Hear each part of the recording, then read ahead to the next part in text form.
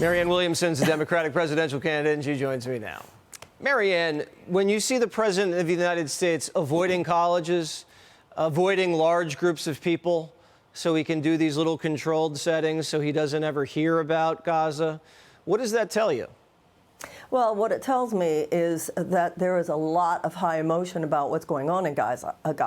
The majority of American people are not comfortable with the president's policies, and the largest protests will be on Election Day. So he needs to take to heart what's happening here. He can't hide from the larger issue, which is that the American people do not support his unconditional support of Netanyahu's policies, and he will pay for that. He will pay for that on Election Day if he doesn't listen very closely to what people are trying to say. What does your heart tell you about Joe Biden? Well, look, remember, I'm running against him. I think that he is not the candidate that we need in order to defeat Donald Trump in 2024.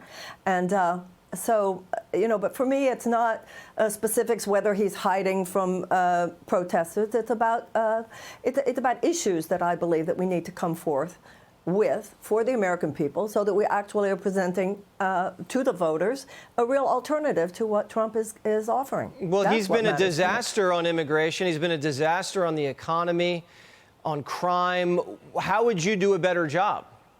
I think we need an economic bill of rights. You know, we have 39% of Americans, Jesse, who are reporting now that they regularly skip meals in order to pay their rent. We have half of renters who cannot afford their rent. So we need to make some real changes. We have over half of our bankruptcies are based on medical debt. We have 1 in 4 Americans living with medical debt. So the first thing we need to do, we need a Medicare for All program. We need to eliminate the college loan debt because it should never have occurred, and that could be done with the Higher Education Act.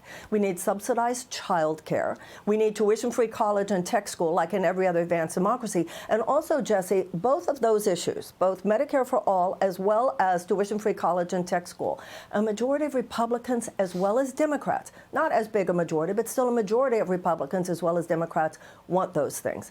You know, I'm old enough to remember the 1970s when we had a thriving middle class in this country, and that's what we need again. But that didn't happen because the government spent cajillions of dollars on free stuff, Marianne.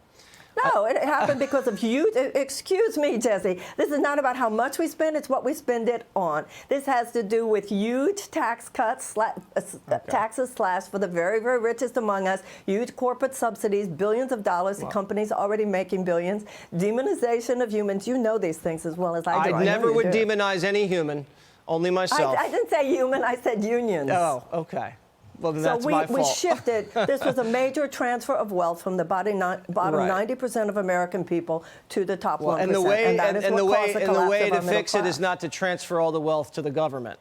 I don't think we agree on that, but I do love you, Marianne. Yes, I'm saying transfer it to the people. Well, transfer it back to the people so you have I don't think laundering it through the government to give the people free stuff is the right thing to do. If you look at any program we've ever done, if you give free stuff to people, why are we giving free stuff to the very, very richest among us right now? Okay. It doesn't make sense. We have policy after policy that makes it easier for those who already have a lot to get more, and for everybody else it's harder to even get by. All right. I remember when this country was great, when there wasn't a lot of free stuff. Maybe we need to get back to that. Marianne, I got to go. It's not about free stuff. It's about opportunity. Marianne, I love you. Okay, bye. Bye-bye.